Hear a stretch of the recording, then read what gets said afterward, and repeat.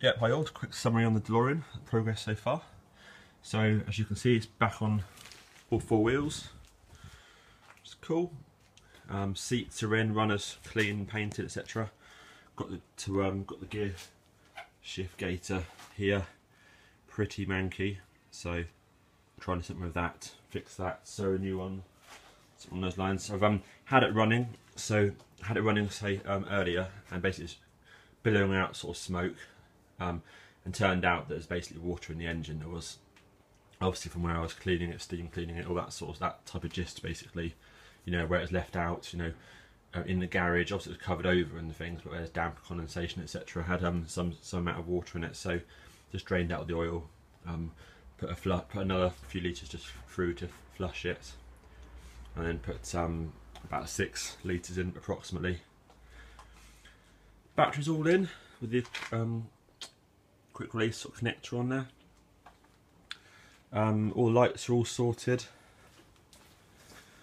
These took a little while actually. I had to sort of, you can't really see from there, but I had to rebuild both of those because they were all just sort of disgusting inside, all seized. Screws were all knackered, connections were really bad. So I sold new connections on LED bulbs in there.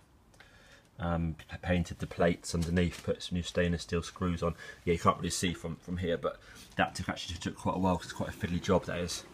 But otherwise that was fine. Bumpers on. Still this panel here to do once I've double checked that the other door's fine. Engine is all properly in now. Connected up, will work spot on, which is great.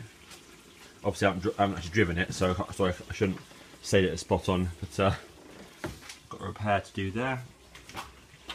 So now we've got the Byron door on, so give it a little bit of a push.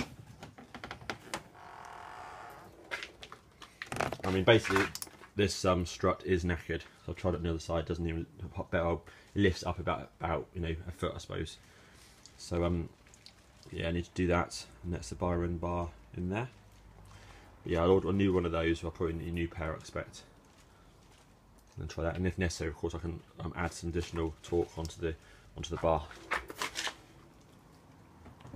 But at least it opens a bit now, which is good. So it's cool. Wheels are all on, all looking good.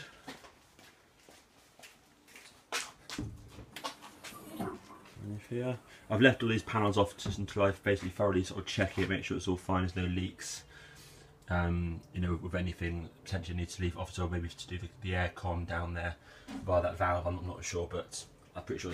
Actually, I think I need to do it on the engine, but there's a valve there as well for something. So I thought, well, you know, leave the panel off, leave it off, make sure it's not leaking onto my nice paint, and then I can give it a good clean up as well. Put all the stainless steel bolts back in.